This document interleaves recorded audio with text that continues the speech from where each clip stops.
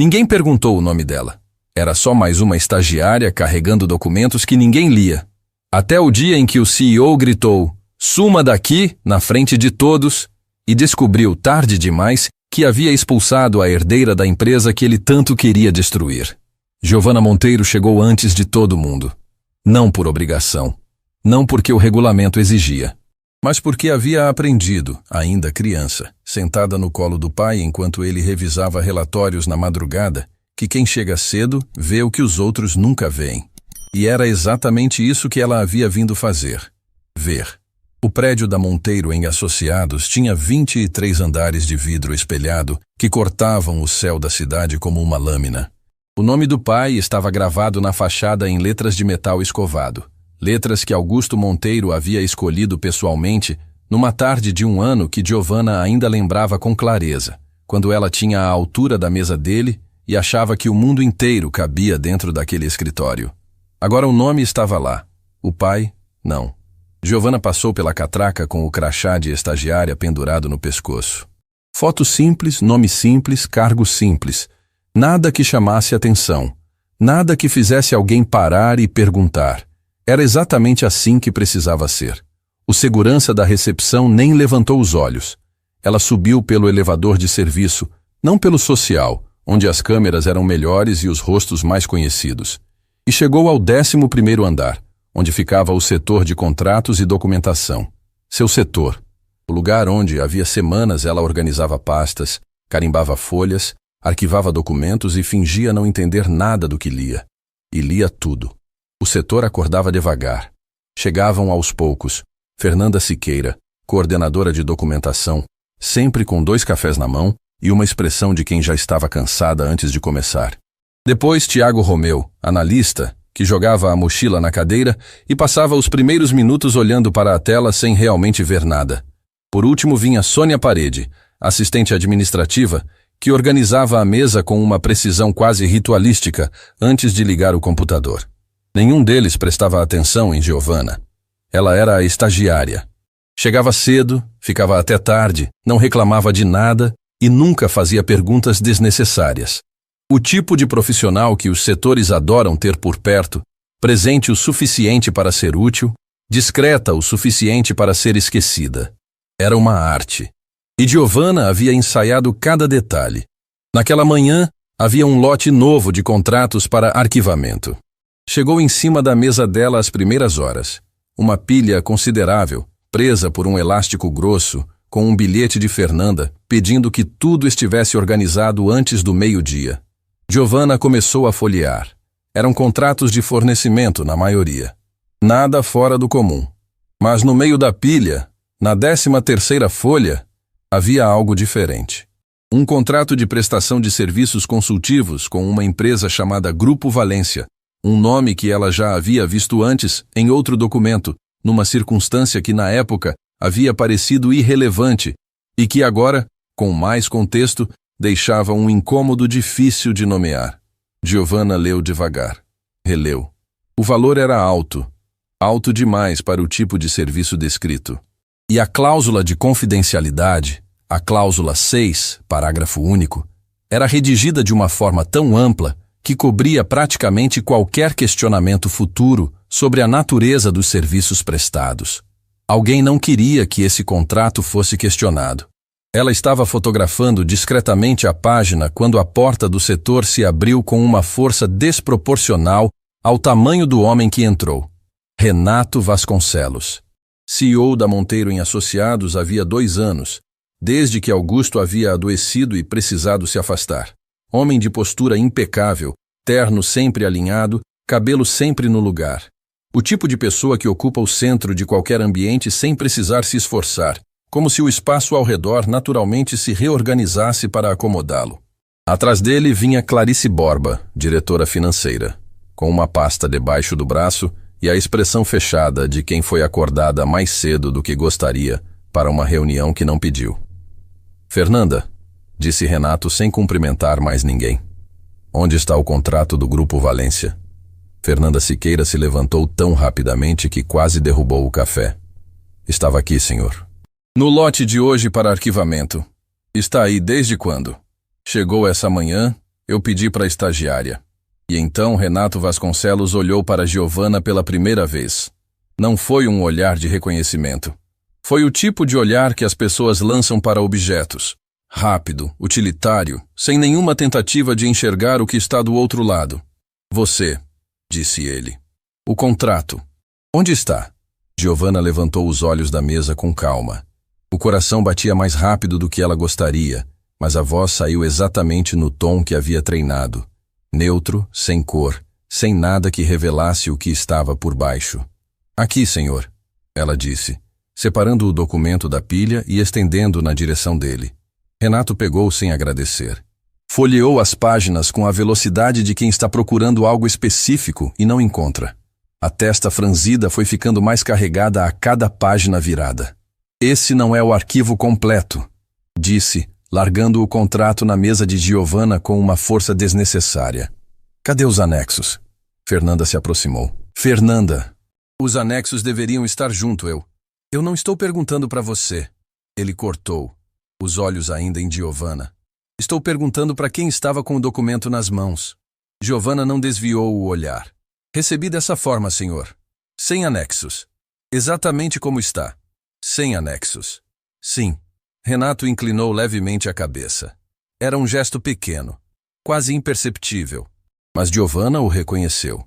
Era o gesto de alguém que está decidindo se a pessoa à sua frente é um problema ou uma inconveniência.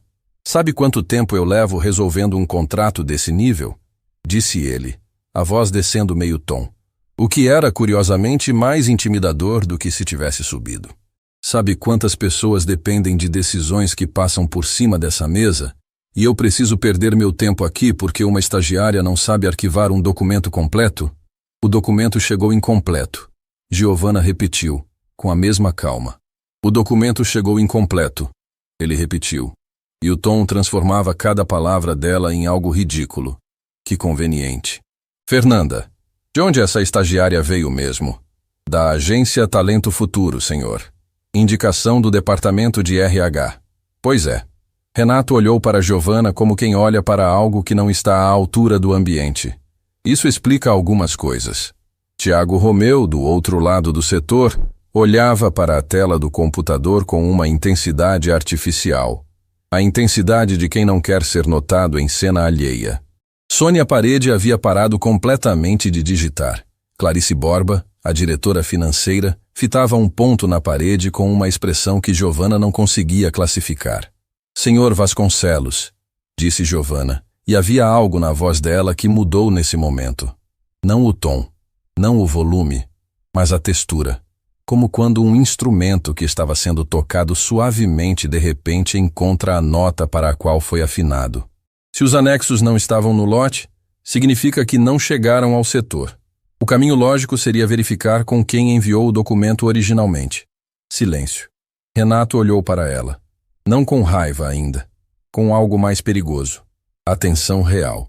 O tipo de atenção que as pessoas como ele reservam para aquilo que de repente deixou de ser previsível. Você está me dizendo o que fazer, disse ele. Estou sugerindo onde encontrar o que o senhor precisa, respondeu ela. Por 3 segundos, ninguém na sala respirou. E então Renato Vasconcelos fez algo que nenhuma das pessoas presentes havia previsto. Sorriu. Não um sorriso agradável. O tipo de sorriso que não chega aos olhos e existe apenas como sinal de que uma decisão foi tomada. Sabe o que eu acho? Disse ele devagar, percorrendo o setor inteiro com os olhos antes de voltar para Giovanna. Acho que você tem uma opinião muito grande para o cargo que ocupa. Acho que confundiu o estágio com outra coisa.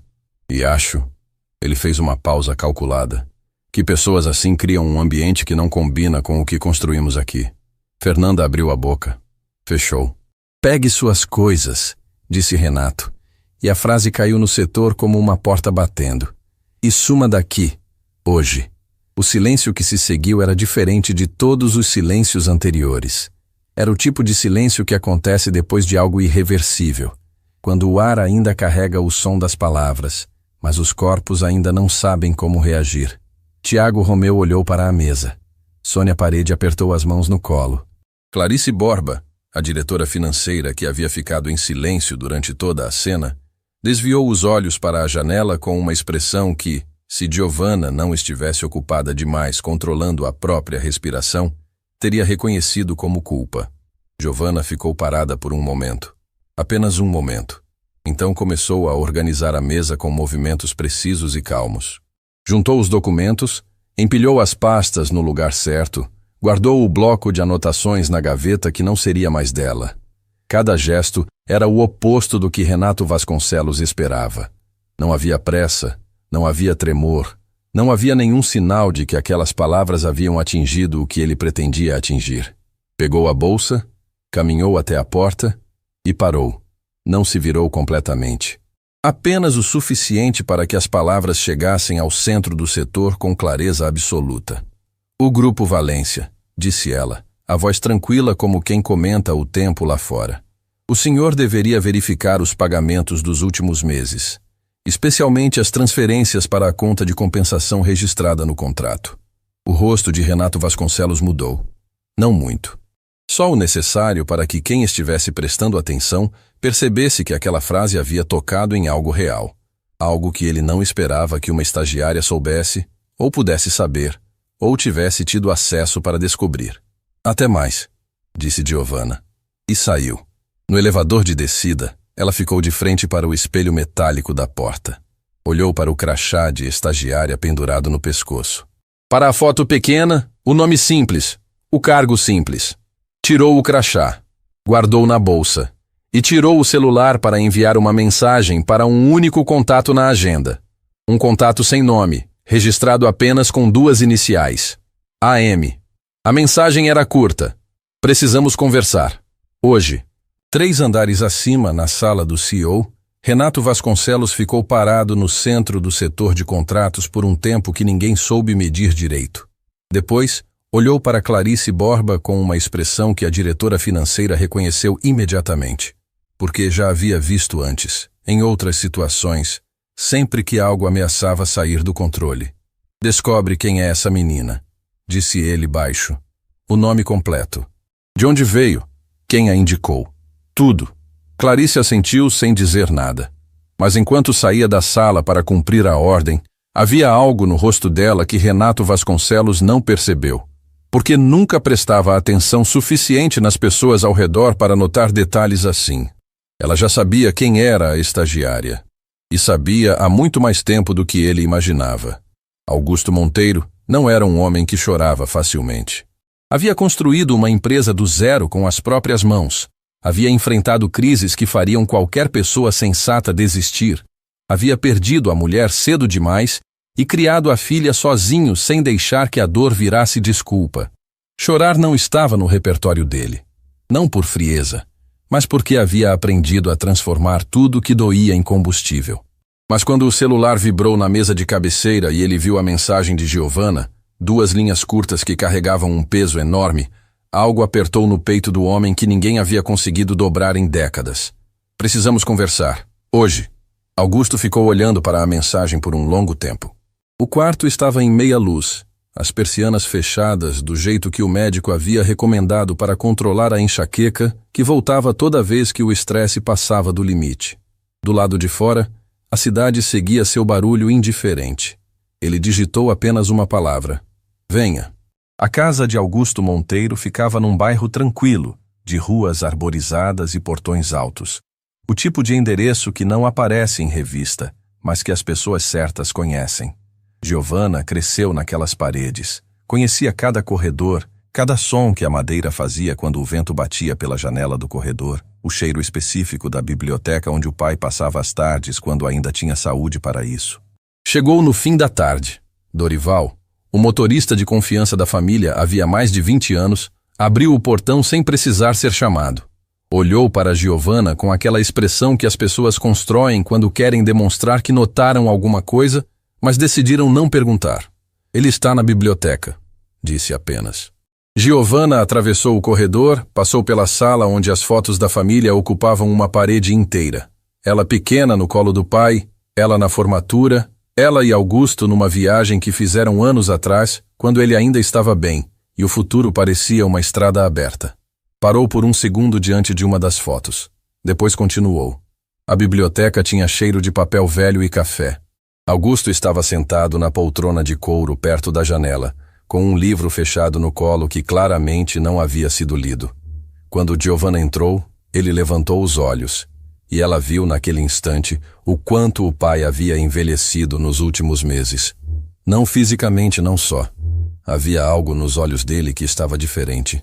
Uma preocupação que ele carregava com o cuidado de quem não quer que ninguém perceba o quanto pesa. Conta, disse ele, antes que ela abrisse a boca. Giovanna jogou a bolsa no sofá e sentou na cadeira de frente. Não enrolou. Não aqueceu a conversa com detalhes menores. Foi direto, porque era assim que os dois se comunicavam desde sempre, com aquela honestidade direta que dispensa ritual. Me mandaram embora hoje. Augusto não se moveu. Renato?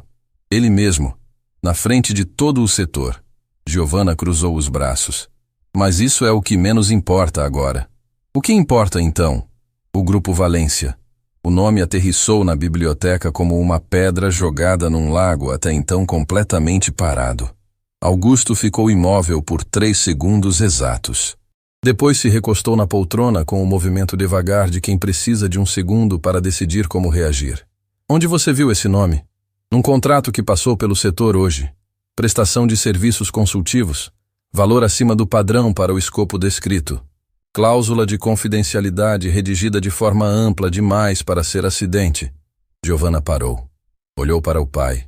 Você conhece essa empresa? Não era pergunta. Augusto levantou da poltrona. Caminhou até a janela.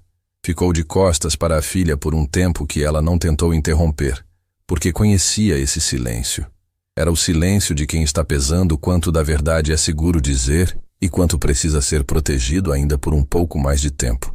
Pai, disse Giovanna, com uma voz que tinha a firmeza do presente, mas carregava todas as memórias de uma infância inteira dentro daquela casa. Fui até lá por você. Fiquei semanas naquele andar engolindo comentários, fingindo não entender o que lia, sendo tratada como se não existisse. Não fiz isso por aventura. Fiz porque você me pediu. E agora preciso que você me diga o que é o Grupo Valência. Augusto se virou. Nos olhos do pai, Giovanna viu algo que nunca havia visto antes. Não era medo. Augusto Monteiro não tinha o perfil do medo. Era algo mais próximo de vergonha. A vergonha específica de quem confiou na pessoa errada e só entendeu o tamanho do erro quando já havia custos demais envolvidos. O Grupo Valência, disse ele devagar, é uma empresa que não existe. Giovanna ficou quieta. O CNPJ é real. O endereço é real. Os sócios registrados são reais, no papel, mas a operação não existe. É uma estrutura criada para receber pagamentos sem que haja nenhum serviço prestado em troca. Uma empresa de fachada, disse Giovanna. Sim. E quem criou? Augusto voltou para a poltrona. Sentou com o peso de alguém que carrega algo há tempo demais e que finalmente encontrou o momento de pousar. Quando adoeci e precisei me afastar, começou ele. Passei a presidência para o Renato com a confiança de que ele cuidaria da empresa como se fosse dele. Ele conhecia cada departamento. Conhecia os clientes, os contratos, os fornecedores. Eu o treinei pessoalmente durante anos. Uma pausa. Comecei a receber relatórios com números que não fechavam. Pequenas divergências, do tipo que qualquer pessoa normal atribuiria a erro de sistema ou variação de mercado. Mas eu conheço esses números há décadas, Giovanna. Sinto quando algo está errado antes de conseguir provar. Por isso me pediu para entrar. Por isso te pedi para entrar. Precisava de alguém em quem confiasse completamente. Alguém que não pudesse ser comprado, ameaçado ou manipulado. Ele olhou para a filha com aquele olhar que ela guardava no lugar mais fundo da memória afetiva. Só havia uma pessoa assim. Giovanna sentiu a garganta apertar. Não demonstrou. Quanto dinheiro? Perguntou. Ainda não sei o total, mas o suficiente para comprometer seriamente a saúde financeira da empresa se continuar por mais tempo. E o Renato sabe que você desconfia? Não deveria saber. Augusto fez uma pausa curta. Mas depois do que aconteceu hoje, vai começar a suspeitar que há alguém investigando por dentro. E quando o Renato Vasconcelos suspeita de alguma coisa, ele não espera. Ele age. Naquela mesma noite, 3 andares acima da cidade, no apartamento amplo que o cargo de CEO havia tornado possível, Renato Vasconcelos estava ao telefone. Andava de um lado para outro no escritório particular, um cômodo que havia decorado com o gosto de quem quer transmitir poder antes mesmo de dizer uma palavra. Paredes escuras, móveis pesados, uma única janela enorme que mostrava a cidade toda como se fosse um quadro pintado para ele. Encontrou alguma coisa? Disse ao telefone, a voz baixa e controlada. Do outro lado, a voz de Hélio Dantas, seu assessor particular, homem de confiança há anos e especialista em fazer desaparecer informações inconvenientes, respondeu com a cautela de sempre. O nome na agência é real. Giovana Monteiro, cadastro de estagiária, indicação interna do RH. Mas quando fui mais fundo no histórico... Uma pausa que durou 1 segundo a mais do que deveria. O sobrenome é Monteiro. Augusto Monteiro é o pai. O silêncio que se instalou no escritório de Renato tinha uma qualidade diferente de todos os silêncios anteriores naquele dia. Era o silêncio de quando o chão some debaixo dos pés antes que o corpo entenda o que está acontecendo. A filha dele, disse Renato.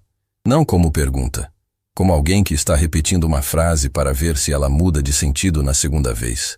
A filha dele, confirmou Hélio. Renato parou de andar. Ficou parado no centro do escritório com o telefone na mão, olhando para a janela, mas sem ver a cidade. Vendo outra coisa, a sequência dos últimos meses passando como um filme acelerado, cada decisão, cada transferência, cada contrato com o Grupo Valência, cada linha que havia cruzado achando que estava protegido o suficiente para cruzar. Ela sabe, disse finalmente. Se entrou como estagiária e ficou semanas no setor de contratos, respondeu Hélio, com aquele tom pragmático que era sua marca registrada. Eu diria que ela sabe mais do que qualquer um de nós gostaria, mas não tem provas. Não necessariamente. Depende do que teve acesso. Eu preciso saber o que ela viu, cada documento que passou pelas mãos dela, cada pasta que abriu, cada contrato que arquivou.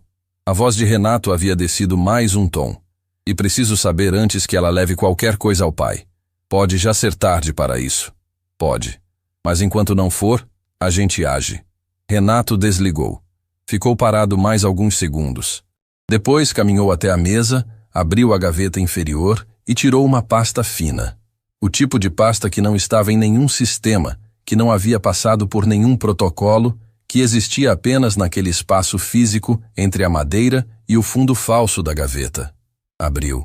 Passou os olhos pelas páginas com aquela velocidade de quem conhece cada linha de cor. Havia tempo para resolver isso. Havia sempre tempo, desde que a pessoa certa tomasse as providências certas, antes que o problema crescesse demais para ser contido. Fechou a pasta, guardou de volta, e pegou o telefone para fazer uma segunda ligação. Essa para um número que não estava salvo com nome, apenas com um código de 3 letras que só ele e o destinatário conheciam o significado. De volta à casa do pai, Giovana estava na cozinha quando Dorival apareceu na porta. O motorista tinha uma expressão que ela nunca havia visto nele em todos os anos de convivência. Uma expressão que misturava urgência com aquela lealdade antiga que não precisa de explicação para existir. Dona Giovana, disse ele baixando a voz mesmo estando os dois sozinhos. Tem uma pessoa que quer falar com a senhora. Está esperando do lado de fora há quase 1 hora. Disse que não vai embora sem antes entregar uma coisa. Quem é? Disse que o nome não importa. Mas disse uma coisa que eu achei que a senhora ia querer ouvir. Dorival fez uma pausa. Disse que trabalha na Monteiro em Associados. E que o que aconteceu hoje com a senhora no setor de contratos não foi coincidência. Giovana ficou imóvel por 1 segundo. Depois. Onde está? Na rua. Perto do portão lateral. Veio a pé, sem carro. Giovana pegou o casaco e saiu pela porta dos fundos. A noite estava fria, com aquele vento de fim de tarde que varre as ruas arborizadas e faz as folhas raspar no calçamento. Embaixo do poste de luz amarela, perto do portão lateral, havia uma mulher. Não jovem, não velha, numa daquelas faixas de idade que é difícil de precisar. Bem vestida, mas com aquele detalhe no olhar de quem está com medo e está tentando não mostrar. Giovana a reconheceu. Era Clarice Borba, a diretora financeira que havia ficado em silêncio durante toda a cena no setor de contratos. A mesma que havia desviado o olhar para a janela quando Renato mandou Giovana embora. A mesma cujo rosto, naquele momento, havia carregado uma expressão que Giovana não havia conseguido classificar. Agora conseguia. Era culpa. Eu sei quem você é, disse Clarice antes que Giovanna abrisse a boca. A voz estava firme, mas havia um tremor pequeno por baixo, do tipo que aparece quando alguém tomou uma decisão difícil e ainda está convivendo com o peso dela. Sei há semanas. Desde o primeiro dia que você entrou naquele setor. E não disse nada. Não, porque estava com medo. Clarice olhou para os lados antes de continuar. E porque precisava de tempo para entender o tamanho do que estava acontecendo antes de decidir o que fazer. E agora decidiu. Agora não tenho mais escolha. A diretora abriu a bolsa e tirou um envelope. Grosso, fechado, com a consistência de quem carrega muitas páginas dentro. Tudo o que eu sabia sobre o Grupo Valência está aqui. Transferências, datas, valores, os nomes reais por trás do CNPJ. Uma pausa. E uma coisa que você ainda não sabe. Giovanna olhou para o envelope. Não o pegou ainda. Por que está me trazendo isso agora? Clarice fechou os olhos por um instante. Quando os abriu, havia algo diferente neles. Não mais o cálculo, não mais o medo gerenciado. Algo mais próximo de alívio. O alívio de quem finalmente para de correr e vira para enfrentar o que estava perseguindo. Porque o Renato descobriu quem você é, essa noite. E quando ele descobre que alguém é um problema, ela fez uma pausa que pesava. Ele não espera para resolver. O vento passou entre as duas mulheres, movendo as folhas no calçamento. Giovanna pegou o envelope. O que eu ainda não sei, disse com aquela voz que havia herdado do pai. Direta, sem ornamento, cortando direto ao que importa. Clarice respirou fundo. O Grupo Valência não foi criado pelo Renato. Giovanna esperou. Foi criado com a assinatura do seu pai, pouco antes de ele adoecer, cerca de 2 anos atrás. Clarice encontrou os olhos de Giovanna e não desviou. Alguém falsificou a assinatura de Augusto Monteiro para abrir aquela empresa. E os documentos originais dessa falsificação ainda existem. Estão guardados num lugar que o Renato pensa que só ele conhece. O silêncio que se instalou na rua arborizada era diferente de todos os silêncios daquele dia. Era o silêncio de quando uma verdade muda o tamanho de tudo ao redor. Giovanna olhou para o envelope nas mãos. Para as folhas que ela ainda não havia lido, mas que já sabia que mudariam o rumo de cada decisão que viesse depois dali. Pensou no pai na poltrona da biblioteca, com o livro fechado no colo e aquela preocupação nos olhos que ele carregava tentando que ninguém visse o peso. Pensou em Renato Vasconcelos no setor de contratos, apontando o dedo e dizendo: pegue suas coisas e suma, com a certeza absoluta de quem acha que mandou embora uma estagiária sem importância. E pensou que havia uma diferença enorme entre ser mandada embora e escolher sair. Ela havia escolhido. E agora, com aquele envelope nas mãos e a noite inteira pela frente, havia muito mais a fazer do que qualquer um dentro daquele prédio de vidro poderia imaginar. Você vai precisar de um lugar seguro para ficar, disse Giovanna, olhando para Clarice. A diretora financeira assentiu. Pela primeira vez desde que apareceu sob o poste de luz amarela, o tremor por baixo da voz havia desaparecido. Eu sei, disse ela. Por isso vim até aqui. Giovanna não abriu o envelope naquela noite. Não porque tivesse medo do que encontraria dentro, mas porque havia aprendido, ao longo de anos observando o pai trabalhar, que decisões importantes merecem clareza. E clareza não existe quando o coração ainda está batendo no ritmo das últimas horas. Deixou o envelope em cima da mesa da biblioteca. Foi tomar banho. Aqueceu a sopa que Dorival havia deixado no fogão. Sentou à mesa da cozinha e comeu devagar, em silêncio, ouvindo o som da casa respirando ao redor, o vento nas janelas, o relógio no corredor, os pequenos barulhos que uma casa antiga faz quando a noite fecha. Só depois de tudo isso voltou para a biblioteca. Augusto estava esperando. Sentado na poltrona, imóvel, com a expressão de quem passou cada minuto daquela espera construindo e desmontando cenários na cabeça. Giovanna se sentou, pegou o envelope e abriu. Eram 43 páginas. Clarice Borba havia organizado tudo com uma precisão que revelava semanas de trabalho, talvez meses. Cada transferência para o Grupo Valência estava documentada com data, valor, conta de origem e conta de destino. Os números cresciam de forma gradual nos primeiros registros, pequenos o suficiente para passar por variações normais num balanço extenso, e depois aumentavam com uma regularidade que só podia ser deliberada. Giovanna leu cada página sem pressa. Augusto lia junto, inclinado ao lado da filha, com aquela concentração absoluta de quem construiu uma empresa lendo números antes de aprender a ler palavras. Quando chegaram à página 31, Augusto parou. Ficou olhando para aquela folha específica por um tempo longo demais para ser só leitura. Era uma cópia de um documento de constituição empresarial, o documento que havia criado formalmente o Grupo Valência. E no campo de assinatura do sócio administrador, no espaço onde deveria existir o nome de um desconhecido, estava o nome de Augusto Monteiro, com a assinatura dele embaixo. Pai, disse Giovanna com cuidado. Eu nunca assinei isso, disse Augusto. A voz estava baixa, não tremida. Augusto Monteiro não tinha voz tremida.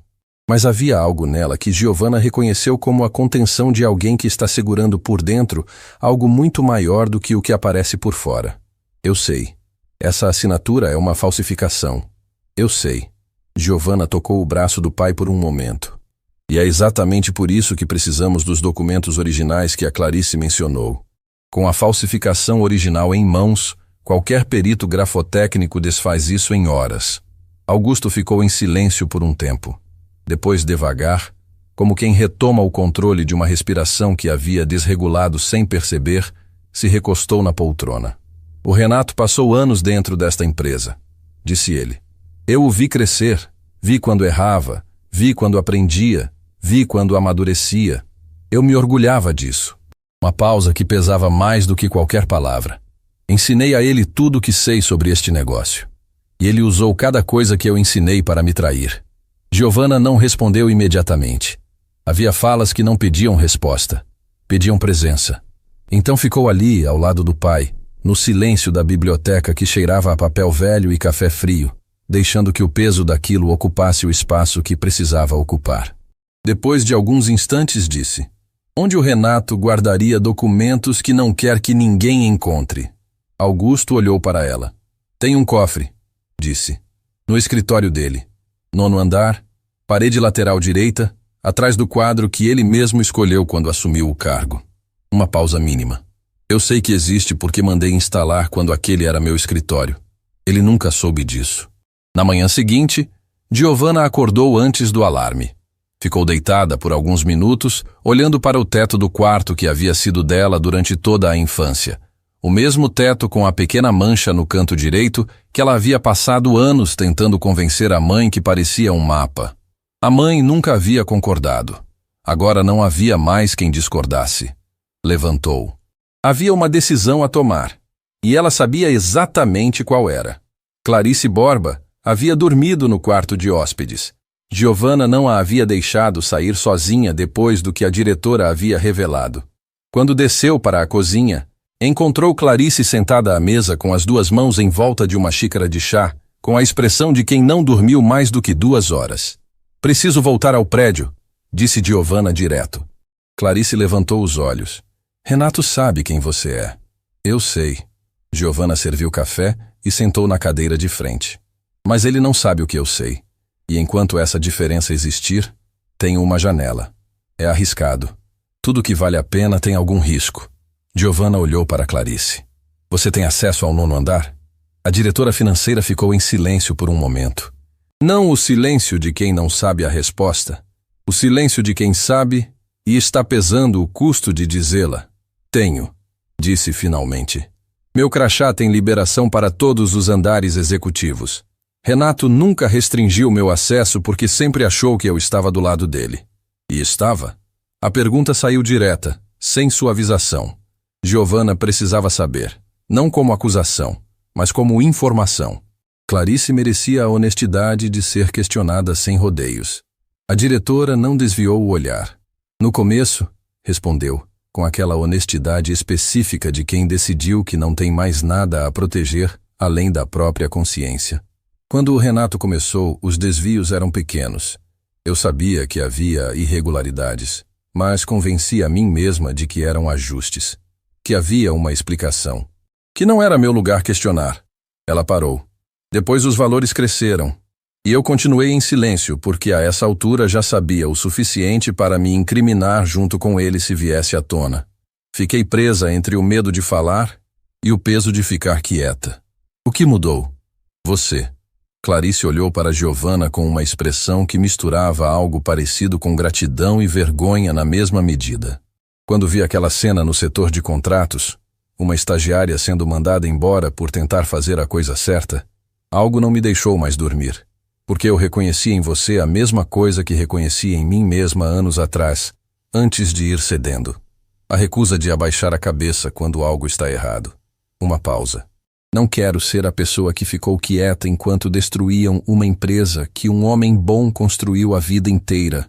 O silêncio que se seguiu era diferente dos silêncios anteriores. Era um silêncio limpo. O tipo que existe depois que uma verdade difícil é dita completamente e o ar da sala parece mais leve do que antes. Então me ajuda a entrar no 9º andar, disse Giovanna. Clarice assentiu. Entraram pelo estacionamento subterrâneo, usando o crachá de Clarice no acesso lateral que os funcionários mais antigos conheciam e que raramente aparecia nas rotas de segurança rotineira. Giovanna havia trocado de roupa. Nada chamativo, nada que contrastasse com qualquer pessoa que pudesse estar transitando num prédio corporativo numa manhã comum. O elevador para o 9º andar exigiu o crachá de Clarice mais uma vez. O corredor estava vazio. A sala do CEO ficava no fundo. Portas de vidro jateado com o nome do cargo em letras discretas. Clarice tinha a chave física, uma das poucas cópias que existiam desde que o sistema de fechadura havia apresentado falha técnica semanas antes e ainda não havia sido corrigido. Mais um detalhe que Renato Vasconcelos desconhecia. Entraram. A sala era exatamente o que Giovanna havia imaginado pelo que Renato demonstrava ser. Móveis pesados, iluminação calculada para impressionar, nenhum detalhe deixado ao acaso. O quadro na parede lateral direita era grande. Uma composição abstrata em tons escuros que transmitia autoridade sem dizer nada de verdadeiro. Giovanna foi direto até ele. Afastou o quadro com cuidado. O cofre estava lá. Exatamente onde o pai havia dito. Menor do que ela havia imaginado. Do tamanho de uma caixa de sapatos, embutido na parede com acabamento que o tornava praticamente invisível para quem não soubesse procurar. Você sabe a combinação? Perguntou Clarice baixo. Não, mas meu pai sabe. Giovanna tirou o celular e ligou para Augusto. 2 chamadas. Augusto atendeu na segunda. Pai, estou na frente do cofre. Preciso da combinação. Uma pausa breve do outro lado. Giovanna, eu preciso que você me prometa uma coisa antes. O quê? Que vai sair daquele prédio assim que tiver o que precisa. Sem confronto, sem enfrentamento direto. Você pega, sai e traz para mim. O resto eu resolvo. Eu prometo. Augusto deu a combinação. 6 números. A data de fundação da empresa, que ele havia usado porque era o único número que jamais esqueceria e que ninguém de fora poderia adivinhar. Giovanna inseriu a sequência. O cofre abriu. Dentro havia 3 itens. Um HD externo, um envelope menor com documentos dobrados e uma agenda de capa preta com o elástico gasto de tanto uso. Giovanna pegou tudo. Colocou na bolsa. Fechou o cofre. Recolocou o quadro. Vamos, disse. Estavam a 3 passos da porta quando o celular de Clarice vibrou. A diretora olhou para a tela. E Giovanna viu, no reflexo do vidro da janela, o rosto de Clarice mudar completamente. O que foi? Disse Giovanna, parando. É uma mensagem do sistema interno de segurança. A voz de Clarice havia perdido toda a firmeza das últimas horas. Câmera do estacionamento subterrâneo. Renato recebeu um alerta de acesso não programado. Ele sabe que estamos aqui? Não ainda. O alerta vai para o segurança primeiro. Mas se Renato estiver monitorando, quanto tempo temos? Clarice olhou para a porta, para o corredor vazio lá fora, para a bolsa de Giovanna onde estavam os documentos. Minutos, disse. Talvez menos. Giovanna olhou para a bolsa, para tudo que estava dentro dela, cada prova, cada transferência, cada detalhe que transformava suspeita em certeza e que nas mãos certas, diante das pessoas certas, devolveria ao pai o nome que alguém havia tentado destruir, usando a própria assinatura dele como arma. Pensou em Augusto na poltrona da biblioteca, com aquele olhar de quem envelhece não pelo tempo, mas pelo peso das traições. Apertou a alça da bolsa. Então a gente não perde mais tempo, disse, e caminhou para a porta. Saíram pelo corredor com passos firmes e controlados. Não correndo, porque correr dentro de um prédio corporativo numa manhã comum é exatamente o tipo de coisa que faz qualquer câmera registrar e qualquer segurança prestar atenção. Giovanna havia aprendido isso observando o pai negociar situações difíceis ao longo de anos. Em momentos de pressão, quem mantém o ritmo normal vence quem acelera sem direção. Clarice ia à frente. Conhecia cada câmera, cada ponto cego, cada rota que os seguranças percorriam nos primeiros horários da manhã. Dobrou à esquerda no corredor, depois à direita, passando por uma área de copa vazia que cheirava a café recém-passado e que dava acesso a uma escada de serviço que descia direto para o segundo andar. Por aqui, disse Clarice, empurrando a porta. A escada era estreita, iluminada por luz fria. Os passos das duas ecoavam no concreto enquanto desciam. No segundo andar, Clarice pausou, abriu a porta alguns centímetros e olhou para o corredor. Livre, disse. Saíram. Caminharam até o elevador social, como duas funcionárias que estavam simplesmente indo ao trabalho. O elevador abriu vazio. Entraram. Clarice pressionou o botão do térreo. As portas fecharam. Por 5 segundos, nenhuma das duas disse nada. Apenas o som mecânico do elevador descendo, o reflexo das duas mulheres no espelho metálico da porta, uma com a bolsa apertada contra o corpo, a outra com as mãos cruzadas na frente como quem precisa de algo para segurar. Conseguimos, disse Clarice baixo, como quem ainda não acredita completamente. Ainda não, respondeu Giovanna. Conseguimos sair. O que está nessa bolsa ainda precisa chegar nas mãos certas. O elevador abriu no térreo, e Renato Vasconcelos estava parado no meio do saguão. Ele não estava sozinho. Ao lado dele, o segurança-chefe do prédio, um homem alto chamado Osvaldo Meira, que trabalhava na Monteiro em Associados havia anos, e que Giovanna havia visto diversas vezes durante as semanas de estágio, sem que ele jamais tivesse notado a presença dela. Atrás dos dois, Hélio Dantas, o assessor particular do CEO, com uma pasta debaixo do braço e aquela expressão de quem chegou preparado para qualquer versão do que pudesse acontecer. Renato olhou para Giovanna. Não com surpresa. Ele já sabia que ela estava no prédio, o alerta havia chegado cedo o suficiente. Olhou com aquela expressão calculada de quem passou o trajeto inteiro até ali ensaiando como essa cena deveria terminar. Depois olhou para Clarice. E foi nesse segundo olhar que Giovanna viu o que o CEO realmente sentiu naquele momento.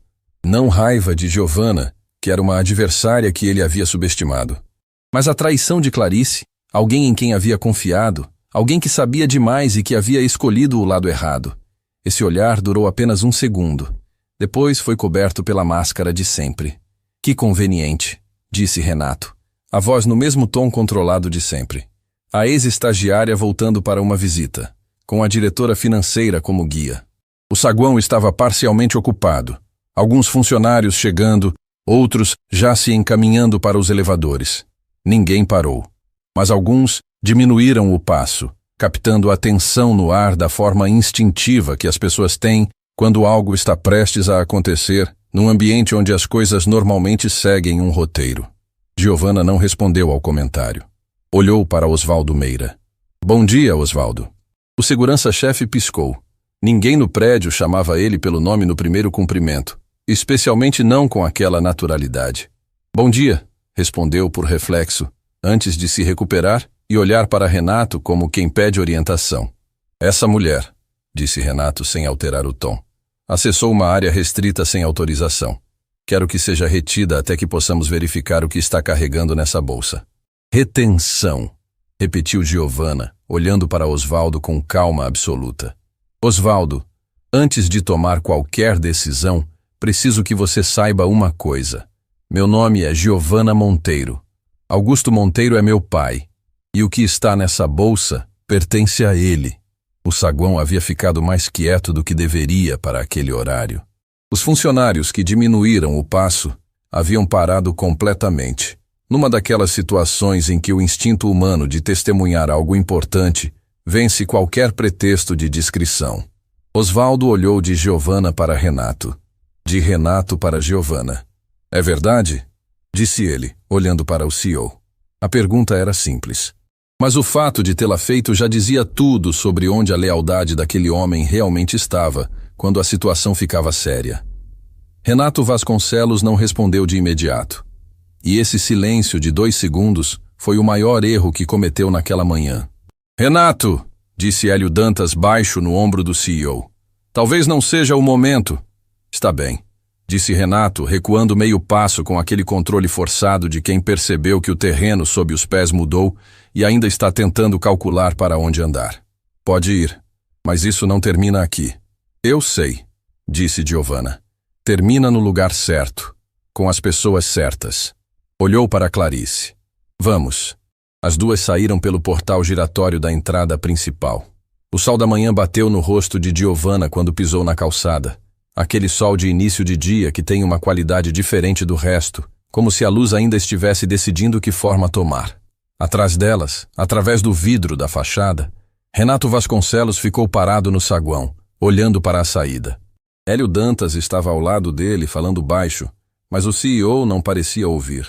Parecia estar em outro lugar, calculando, reorganizando, procurando a saída num labirinto que havia construído ele mesmo e que estava pela primeira vez começando a fechar ao redor. Augusto Monteiro estava de pé quando as duas entraram pela porta da biblioteca. Não havia se sentado desde que desligou o telefone após dar a combinação do cofre para a filha. Havia ficado ali, no centro da sala, com as mãos cruzadas para trás, olhando para as estantes cheias de livros, como quem olha para tudo que construiu e tenta entender como parte disso sobreviveu ao que tentaram fazer. Quando viu Giovanna entrar com a bolsa, fechou os olhos por 1 segundo. Só 1 segundo. Está tudo aqui, disse Giovanna, colocando a bolsa na mesa e abrindo. Tirou o HD externo, o envelope e a agenda de capa preta. Colocou os 3 itens lado a lado na mesa da biblioteca, com o mesmo cuidado de quem deposita algo precioso numa superfície que merece respeito. Augusto se aproximou. Ficou olhando para os 3 itens sem tocá-los por um momento. Depois pegou a agenda. Abriu na primeira página. E o que viu ali, fosse o que fosse, porque Giovanna não conseguiu ler daquela distância, fez o homem que nunca chorava fechar os olhos de um jeito que não era contenção. Era reconhecimento. Pai, disse Giovanna, com aquela voz baixa reservada para os momentos que não comportam volume. É a letra do Renato, disse Augusto, sem abrir os olhos. Essa agenda tem anos. Ele começou antes do que eu pensava. Muito antes. Giovanna ficou quieta. Clarice, parada na entrada da biblioteca, disse apenas: Eu não sabia disso. Eu sei, respondeu Augusto, abrindo os olhos e olhando para a diretora com uma expressão que não tinha raiva. Tinha o cansaço específico de quem finalmente vê o mapa completo de algo que só conhecia em pedaços. Você não poderia saber. Nem eu sabia. Ficou folheando a agenda devagar. Cada página virada com o cuidado de quem está lendo não palavras, mas anos. Anos de confiança depositada, anos de lealdade assumida, anos de uma relação construída sobre uma base que agora revelava ser oca por baixo. Vou precisar de um advogado, disse ele finalmente, fechando a agenda. Não do escritório que trabalha com a empresa. Um externo. Alguém que não tenha nenhuma conexão com nada que o Renato possa alcançar.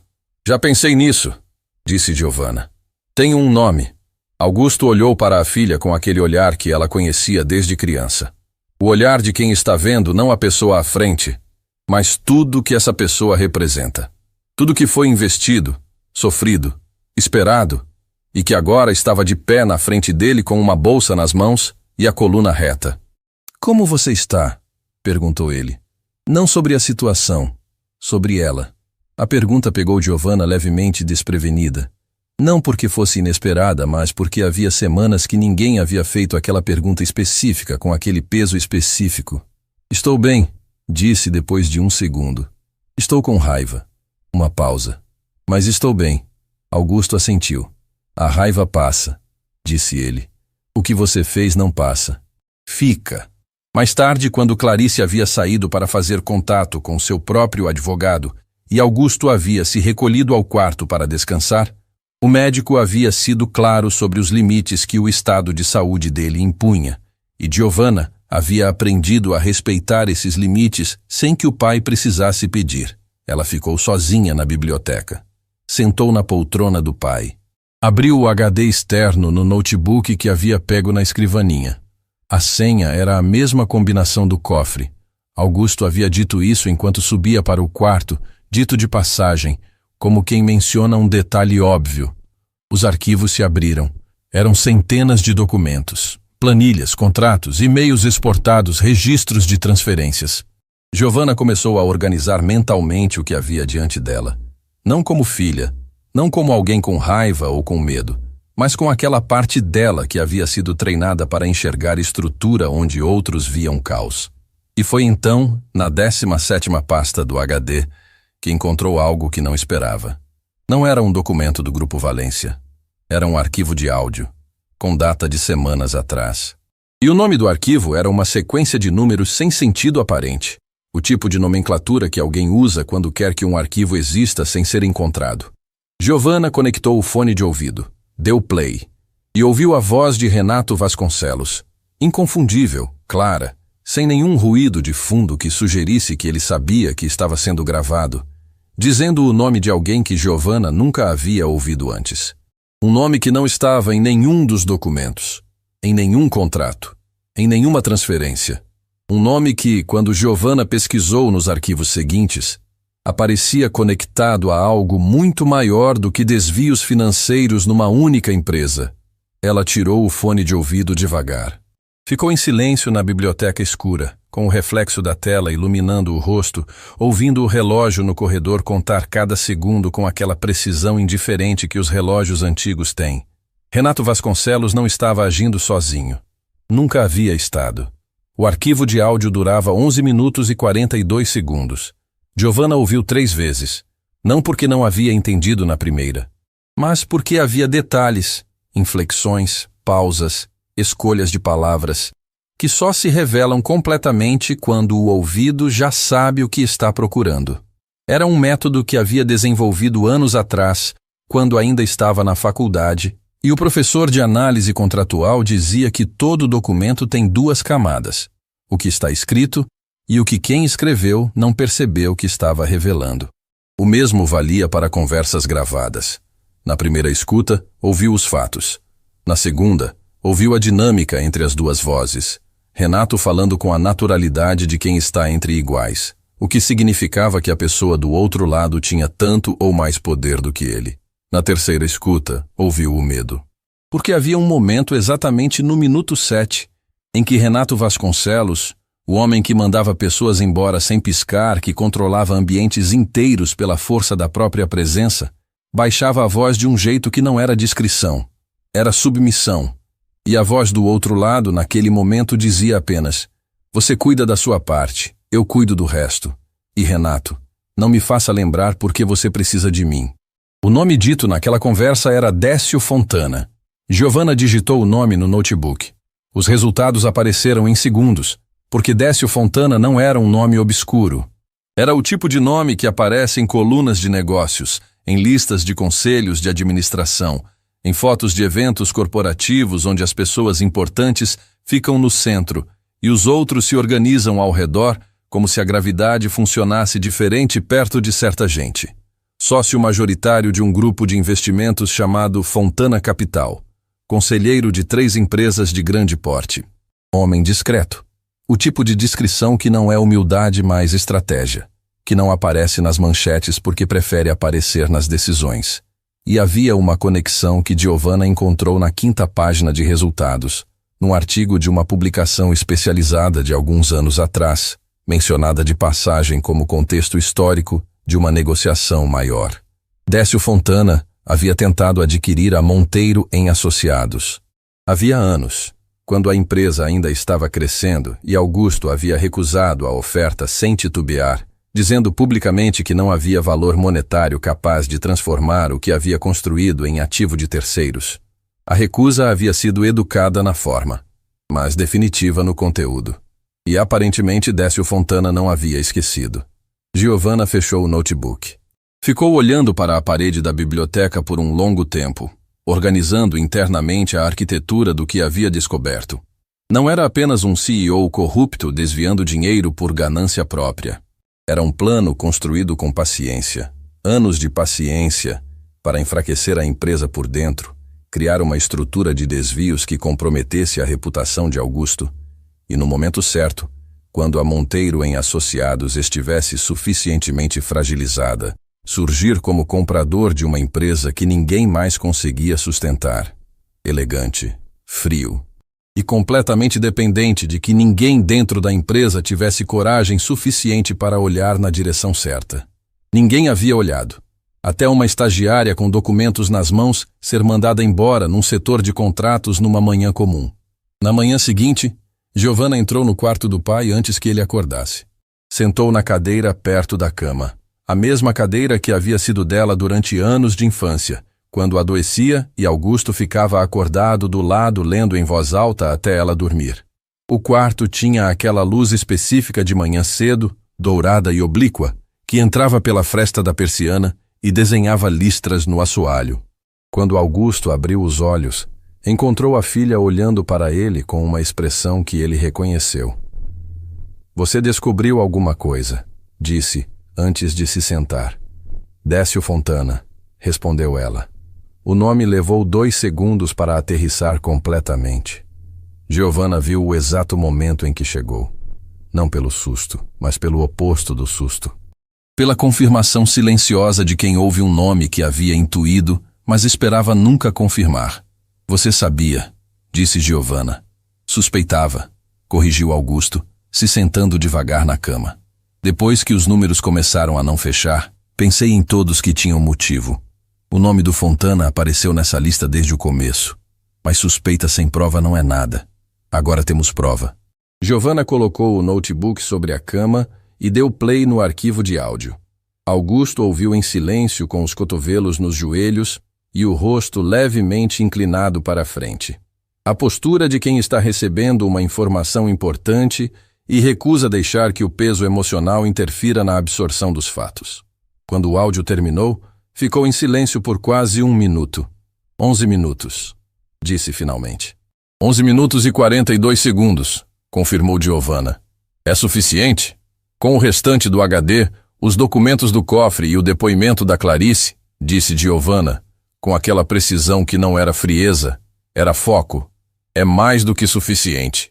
Um advogado competente constrói um caso sólido com metade disso. Augusto olhou para a filha.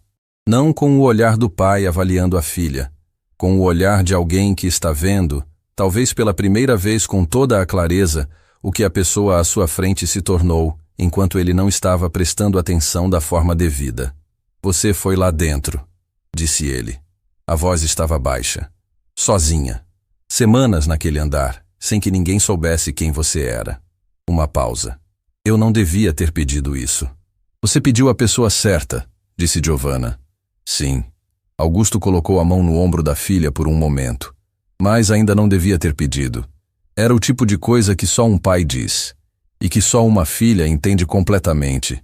Não pelas palavras, mas pelo peso de tudo que carregam juntos há tempo demais para ser contado.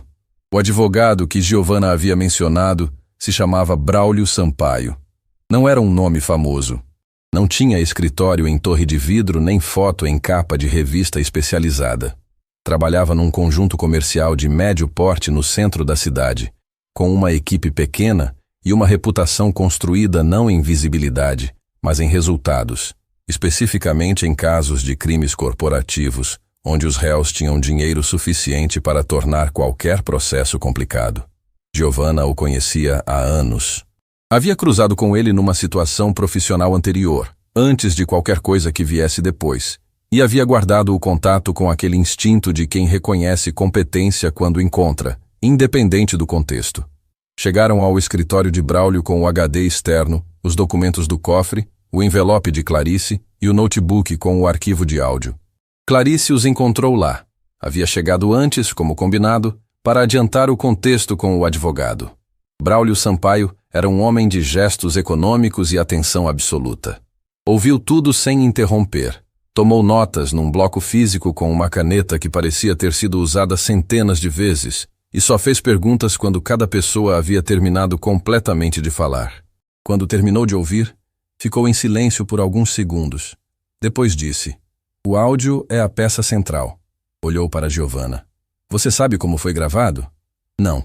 Estava num HD que pertencia ao Renato, guardado num cofre que só ele e meu pai sabiam que existia. Isso é relevante para a cadeia de custódia. Precisamos estabelecer como chegou até o HD antes de qualquer apresentação formal." Braulio anotou algo. "A falsificação da assinatura é o segundo elemento mais importante. Com um perito grafotécnico idôneo, isso se desfaz rapidamente. A questão é que o Fontana vai tentar criar ruído em torno de cada prova antes que chegue a uma mesa oficial." "Quanto tempo precisamos?" perguntou Augusto. "Para construir o caso de forma que não haja espaço para contestação?" Braulio considerou. "Dias, não semanas. Cada hora que passa é uma hora que o outro lado tem para agir." "O Renato já sabe que perdemos o conteúdo do cofre," disse Clarice. "Quando perceber o que estava lá dentro, vai entender que o tempo que tem é curto." "Então o nosso também é," disse Braulio se levantando. "Preciso que vocês me deixem trabalhar." Saindo do escritório de Braulio, já no meio da tarde, Giovanna e Augusto caminharam pelo quarteirão em silêncio por alguns minutos. Era uma daquelas tardes que a cidade às vezes oferece sem aviso.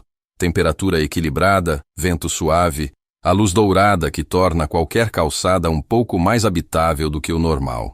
As pessoas passavam ao redor sem olhar para eles. Um casal de idosos na mesa de um café na esquina. Uma criança puxando a mão da mãe na direção de uma vitrine. O barulho distante de uma obra que pontuava o silêncio sem quebrá-lo. "Tem uma coisa que não te contei," disse Augusto, depois de um tempo. Giovanna esperou. Quando o Fontana fez a oferta anos atrás, o pai falou devagar, como quem percorre uma estrada que conhece, mas que ainda guarda alguma pedra no caminho. Não foi só uma oferta de compra. Ele veio pessoalmente. Ficamos sentados na sala de reuniões por 2 horas. E no final, quando eu recusei, ele disse uma coisa que eu guardei, mas nunca levei completamente a sério. "O que disse?" Disse: "Augusto, empresas que não se vendem costumam se perder de outras formas." Giovanna parou de caminhar, virou para o pai. "Você nunca me contou isso." "Na época pareceu apenas o amargo de quem perdeu uma negociação," disse Augusto. "Hoje parece outra coisa. Parece uma declaração," disse Giovanna. "Parece um plano." Ficaram parados na calçada, pai e filha, com o movimento da cidade ao redor e aquele peso específico de quando uma peça que faltava finalmente revela que sempre esteve ali, apenas escondida no lugar errado.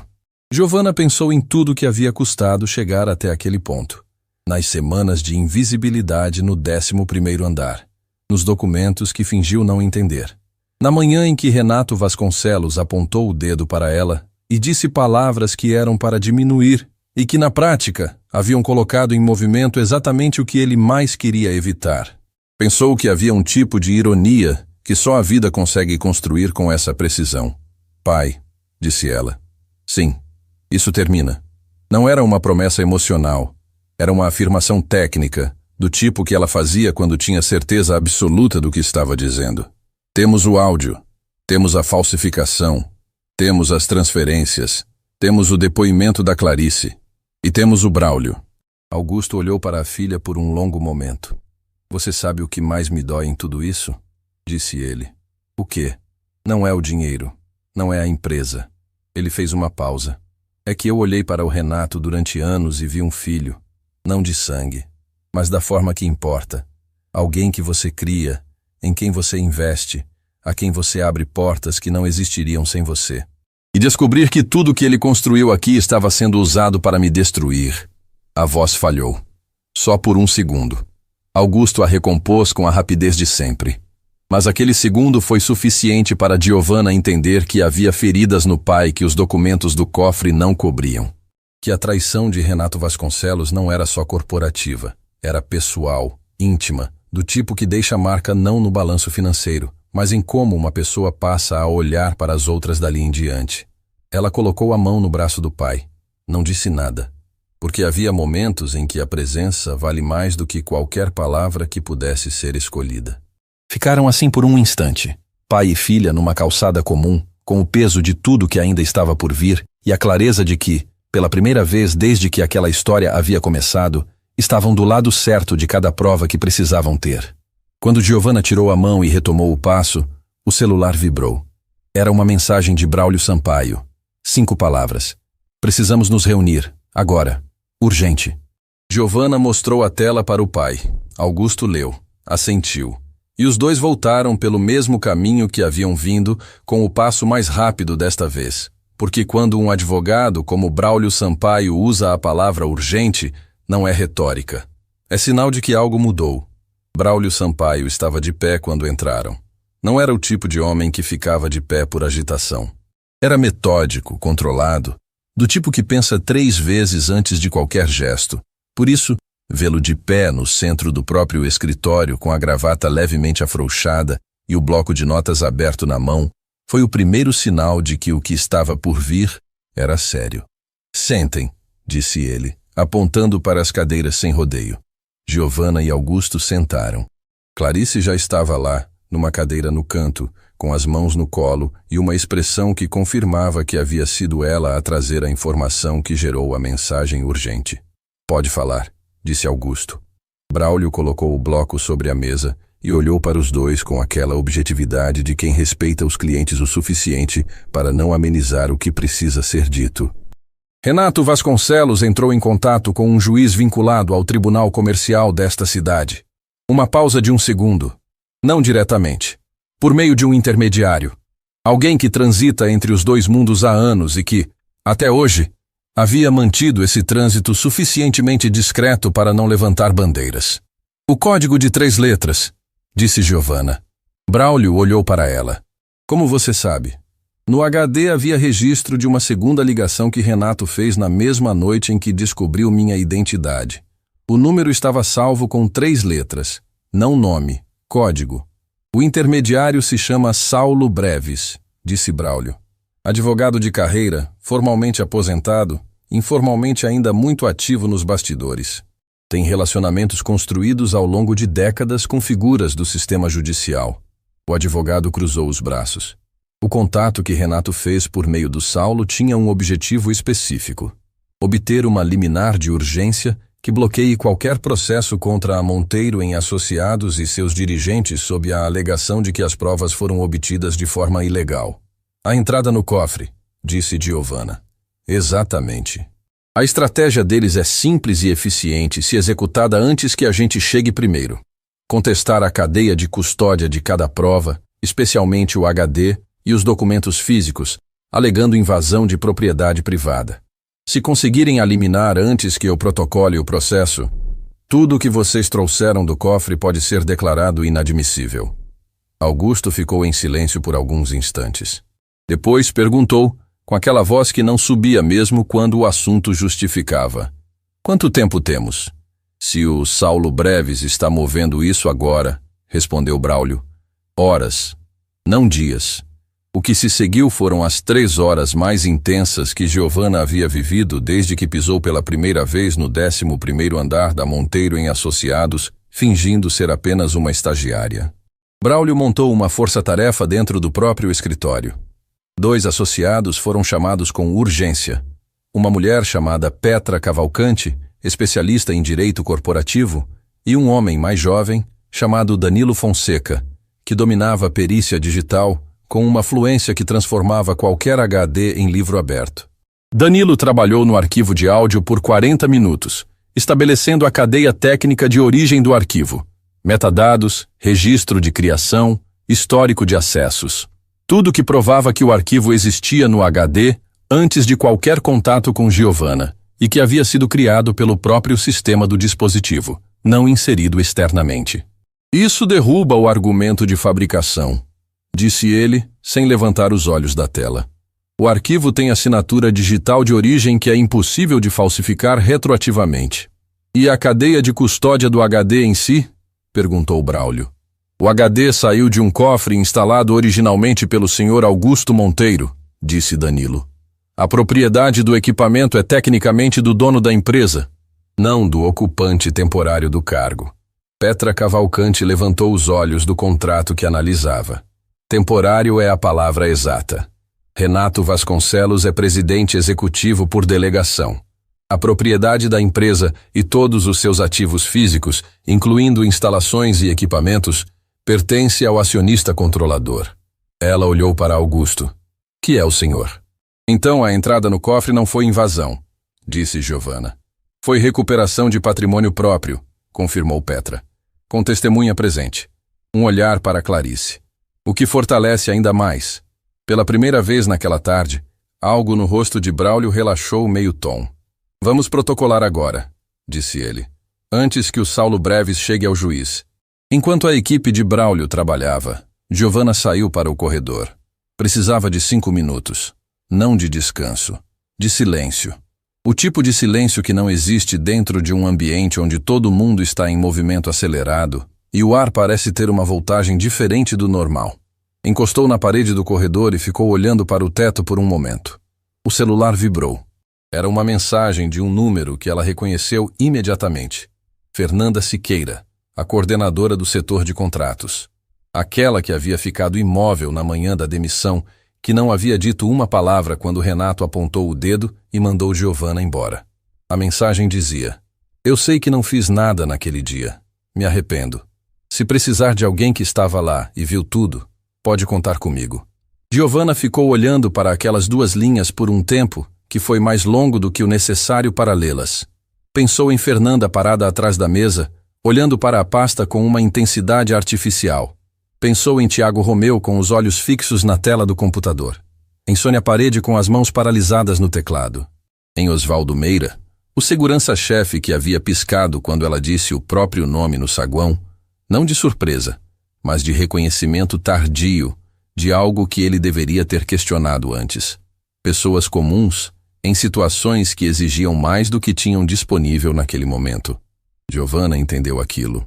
Não porque aprovava o silêncio, mas porque havia aprendido, da forma mais cara possível, que coragem não é ausência de medo, é agir apesar dele.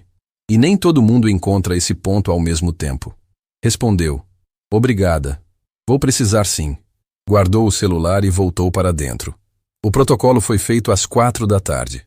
Braulio Sampaio entrou pessoalmente com os documentos. O processo formal contra Renato Vasconcelos por desvio de recursos, uso de empresa fantasma, falsificação de assinatura e associação com terceiro para fins de aquisição fraudulenta de patrimônio empresarial.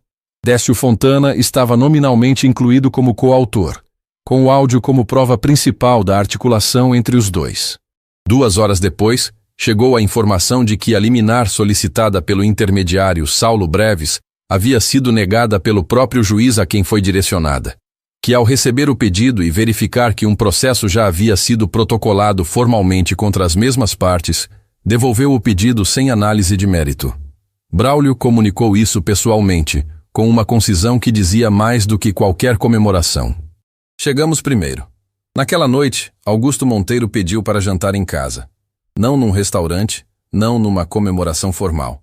Em casa, na mesa da cozinha, com Dorival preparando o que havia disponível na despensa e a televisão desligada e as janelas abertas para o vento da noite. Giovanna sentou de frente para o pai. Clarice havia voltado para a própria casa.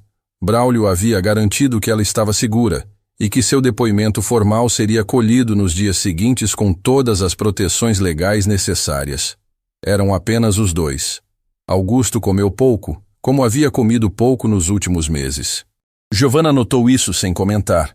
Havia aprendido a observar o pai sem que ele percebesse, porque Augusto Monteiro era do tipo que minimizava qualquer coisa relacionada ao próprio corpo para não preocupar quem estava por perto. Mas os olhos não mentiam. E os olhos do pai estavam cansados de um jeito que ia além daquele dia, além daquela semana, além de tudo o que havia acontecido nas últimas horas. Pai, disse Giovanna, quando os pratos já estavam afastados, e o silêncio havia se instalado com aquela qualidade específica das noites dentro de uma casa que já viveu muito. Você precisa voltar ao médico. Augusto não respondeu imediatamente. Pegou o copo de água, bebeu devagar. Colocou de volta na mesa com aquele gesto cuidadoso que as pessoas desenvolvem quando alguma coisa dói e elas não querem que o movimento revele. Semana que vem, disse ele. Não. Amanhã. Ele olhou para a filha. Havia uma negociação silenciosa naquele olhar. O tipo que só existe entre pessoas que se conhecem fundo o suficiente para que as palavras sejam quase secundárias. Augusto pesando o quanto valia resistir. Giovanna deixando claro, sem agredir, que não havia espaço para resistência naquele ponto específico. Amanhã, concordou ele por fim. Giovanna assentiu. Depois de uma pausa que tinha a textura das coisas importantes ditas de forma simples. Você sabe que sua mãe teria ficado muito orgulhosa, disse Augusto. A voz estava baixa, não quebrada, mas carregava tudo que palavras simples carregam quando vêm de um lugar verdadeiro. Não pelo que você descobriu, não pelas provas, mas pela forma. Pelo fato de ter entrado naquele prédio, ter sido tratada como invisível e ter continuado sendo exatamente quem é. Giovanna sentiu algo apertar no peito. Aquele aperto específico que não é tristeza, mas é parente próximo dela. A saudade de alguém que não está mais, chegando sempre pela porta dos fundos, sempre quando menos se espera, sempre com aquela mistura de dor e gratidão que não tem nome exato em nenhuma língua. Eu sei, disse ela, depois de um momento. Eu sinto ela às vezes. Nos momentos que importam. Augusto olhou para a filha com aqueles olhos que eram, ao mesmo tempo, os olhos de um pai e os olhos de alguém que já viveu o suficiente para saber o valor exato de um momento como aquele. Eu também, disse ele. Ficaram em silêncio por um tempo. O vento entrava pela janela aberta, trazendo o cheiro da rua arborizada e o som distante da cidade que não dormia. O relógio no corredor marcava cada segundo com aquela constância indiferente dos objetos que atravessam gerações sem perceber. E então o celular de Giovanna vibrou sobre a mesa. Era Braulio. Uma ligação, não mensagem, o que significava que não cabia em texto. Ela atendeu. Giovanna, disse o advogado com aquela voz que tinha aprendido a calibrar para não alarmar desnecessariamente e que agora carregava alguma coisa que não era alarme, mas era próximo disso. Décio Fontana pediu uma reunião. Giovanna ficou imóvel. Quando? Amanhã cedo, por meio do próprio advogado dele, formalmente com protocolo de mediação. Ele quer sentar antes que o processo avance. Ele está com medo, disse Giovanna. Está, confirmou Braulio. E quando pessoas como o Fontana ficam com medo, elas fazem uma de duas coisas. Recuam completamente ou dobram a aposta. Preciso que você e seu pai decidam se querem sentar nessa mesa. Giovanna olhou para Augusto, que havia ouvido o suficiente pelo tom da conversa para entender o contorno do que estava sendo dito. O pai encontrou os olhos da filha e fez um gesto pequeno, uma inclinação mínima da cabeça que significava, em toda a linguagem silenciosa que os dois haviam construído ao longo de uma vida: você decide. Giovanna respirou fundo. Pensou em tudo que havia custado chegar até aquele ponto. Nas semanas carregando documentos pelo 11º andar, sem que ninguém perguntasse seu nome. Na manhã em que um homem apontou o dedo para ela e disse palavras projetadas para diminuir, e que na prática haviam acendido exatamente o que ele precisava que permanecesse apagado. Pensou que havia chegado a hora de sentar na mesa certa, com as provas certas, do lado certo. Diz pro advogado dele, disse ela, com aquela voz herdada do pai, direta e sem ornamento, que a gente aceita, mas as condições são nossas. Não dele. A reunião de mediação aconteceu num escritório neutro. Não na Monteiro em Associados, não no escritório de Braulio, não em qualquer território que pertencesse a um dos lados. Um espaço empresarial no centro da cidade, com sala de reunião reservada, mesa longa, cadeiras iguais para todos. Aquela igualdade artificial que os ambientes neutros tentam criar e que nunca engana completamente quem senta neles. Décio Fontana chegou antes. Giovanna notou isso quando entrou com Augusto e Braulio.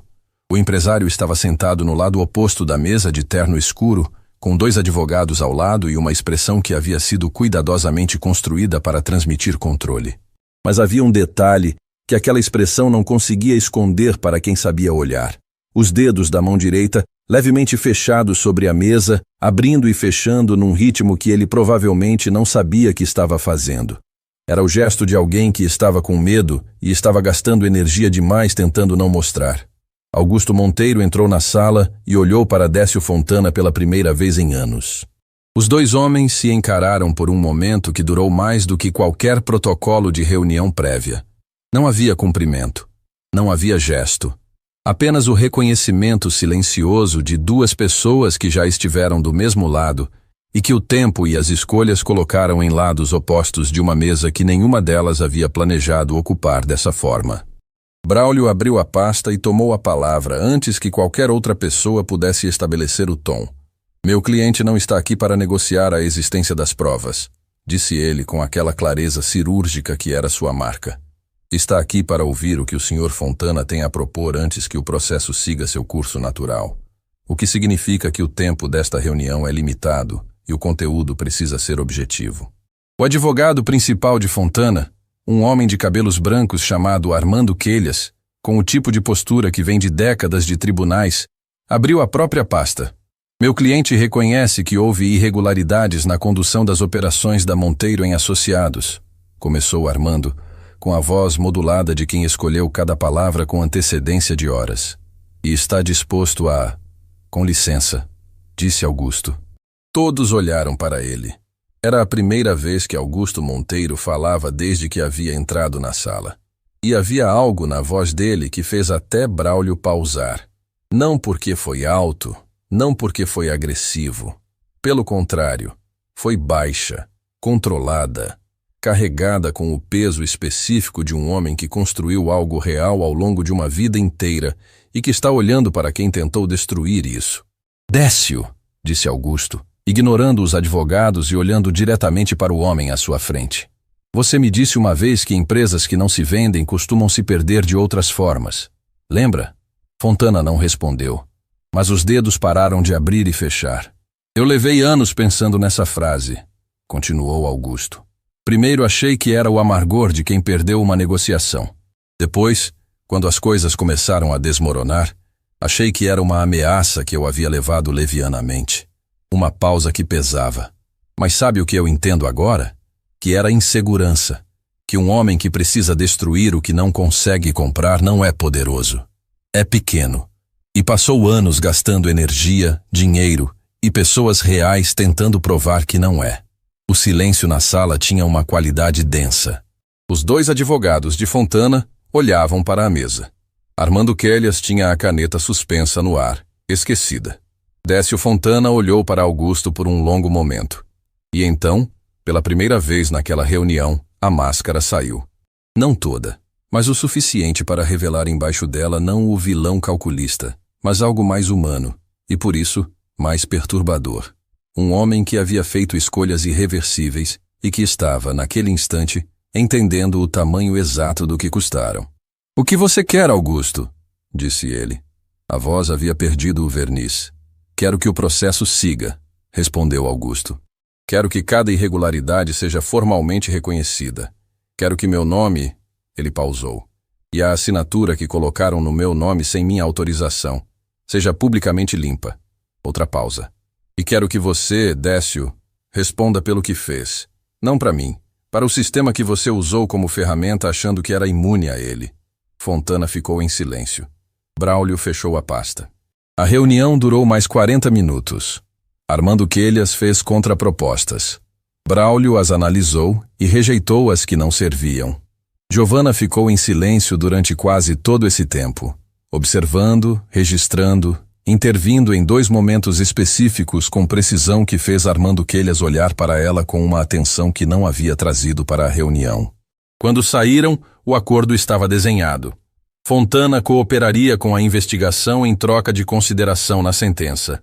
Renato Vasconcelos, que havia tentado contato com o advogado de Fontana durante a madrugada e havia sido ignorado, estava formalmente sozinho no processo, abandonado pelo próprio arquiteto do plano no momento em que o plano desmoronou. Na calçada, Braulio apertou a mão de Augusto e disse apenas: "Foi bem." Augusto assentiu. Olhou para a filha. Giovanna estava olhando para o prédio à frente. Não o prédio da reunião. Um prédio qualquer, anônimo, com janelas que refletiam o céu da manhã. Olhando não para o prédio, mas para algum ponto além dele, com aquela expressão de quem está terminando de processar algo que começou há muito tempo. Semanas depois, Renato Vasconcelos foi formalmente afastado do cargo. Hélio Dantas, o assessor particular, prestou depoimento voluntário em troca de imunidade, revelando detalhes operacionais do esquema que complementaram cada lacuna que ainda existia no processo. Saulo Breves, o intermediário, foi indiciado separadamente por tentativa de interferência judicial. Oswaldo Meira, o segurança-chefe que havia piscado no saguão quando Giovanna disse o próprio nome, procurou Braulio Sampaio por conta própria 2 dias depois do protocolo.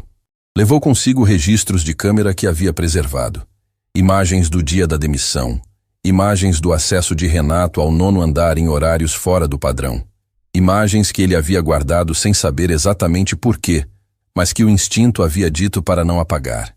Eu sabia que algo estava errado, disse ele na reunião com o advogado. Não sabia o tamanho, mas sabia. Clarice Borba prestou depoimento formal com todas as proteções legais que Braulio havia garantido.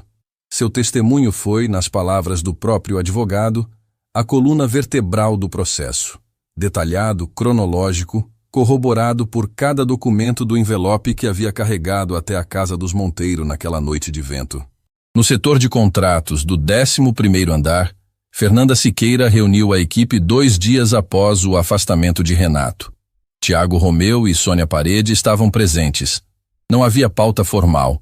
Era apenas o tipo de reunião que acontece quando um grupo de pessoas que ficou em silêncio durante algo errado precisa encontrar um jeito de retomar o próprio respeito.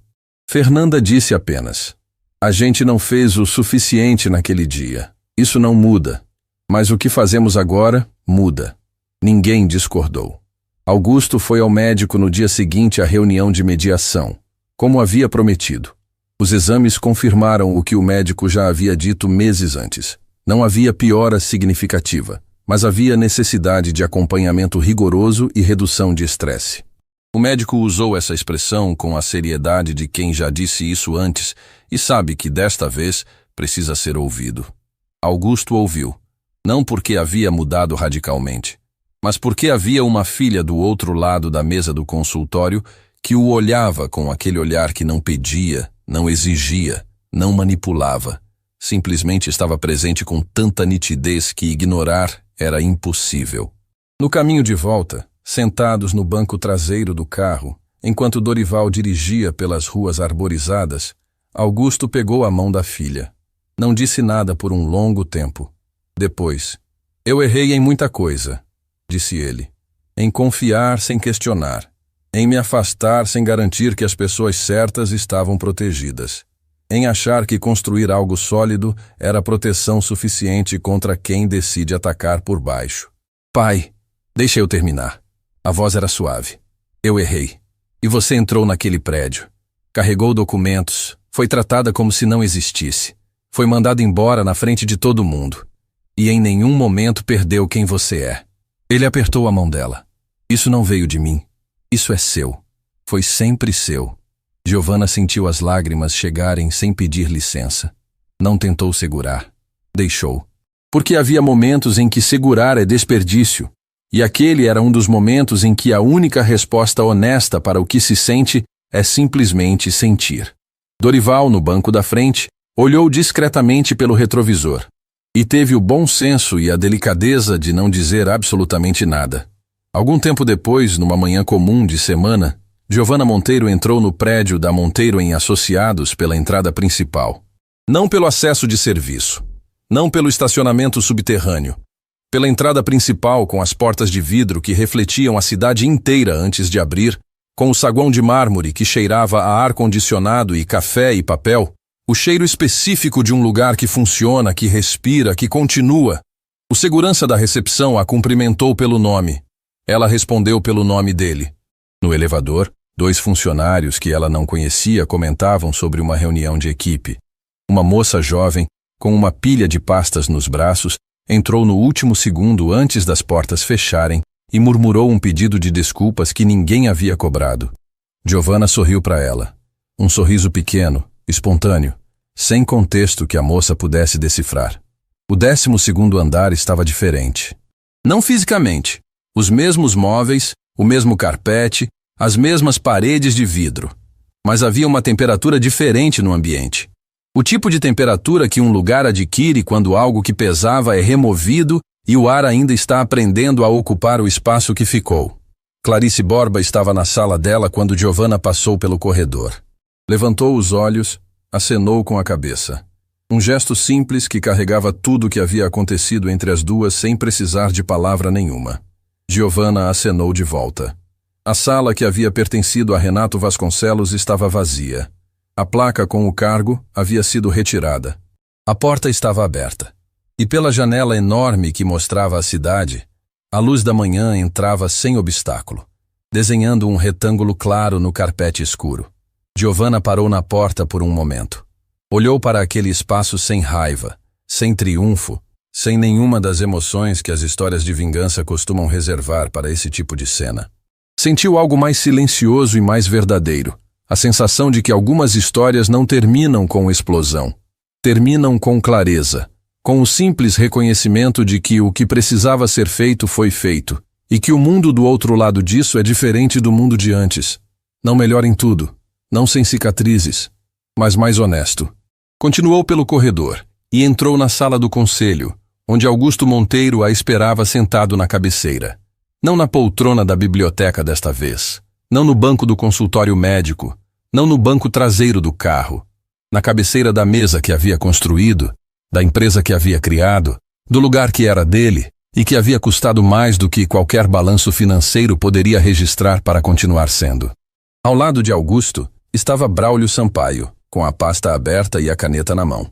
E ao longo da mesa, rostos que Giovanna foi reconhecendo um a um, Clarice Borba, Petra Cavalcante e 3 outros nomes que Braulio havia indicado para compor uma diretoria transitória enquanto a reestruturação acontecia.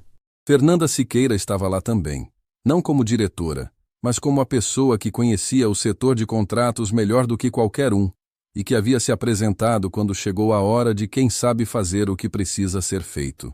Giovanna se sentou à direita do pai. Augusto olhou para ela por um segundo antes de começar a reunião. Um segundo que durou o tempo exato de uma vida inteira, passando entre duas pessoas que se conhecem fundo o suficiente para que um segundo seja suficiente. Depois olhou para a mesa. "Vamos começar", disse ele. Mais tarde, quando a reunião havia terminado e o prédio estava esvaziando no ritmo do fim de tarde, Giovanna ficou sozinha na sala do conselho por alguns minutos. Ficou olhando pela janela para a cidade lá embaixo. A mesma cidade que havia visto do 11º andar durante semanas, carregando documentos que fingia não entender. A mesma cidade que Augusto havia olhado por décadas, construindo algo que valia mais do que o que podia ser comprado. Pensou numa coisa que o pai havia dito semanas atrás, na cozinha, no jantar simples depois de um dos dias mais pesados de todos. Dignidade não faz barulho quando chega, mas todo mundo sente quando ela entra num ambiente. Giovanna havia passado semanas sendo invisível naquele prédio. Havia sido mandada embora com 3 palavras jogadas como se ela não valesse mais do que o incômodo que causava. Havia saído pela porta carregando mais do que qualquer um imaginava, e voltado pelo caminho certo, com as provas certas, no momento certo. Não porque queria provar algo, mas porque havia uma empresa que o pai construiu a vida inteira, uma verdade que precisava ser dita, e uma pessoa que sabia como dizê-la. Às vezes a vida coloca a pessoa certa no lugar que parece errado. Não por acaso, por necessidade. E quando essa pessoa tem raízes fundas o suficiente para não ser derrubada pelo peso do que enfrenta, o que parecia o pior momento possível se transforma, com o tempo e com coragem, no ponto exato onde tudo começa a mudar. Giovanna se afastou da janela, pegou a bolsa, apagou a luz da sala do conselho e saiu, com a coluna reta, o passo firme e o nome do pai gravado na fachada lá fora, como havia sido desde sempre. Só que desta vez, esse nome estava limpo, e parte disso era dela.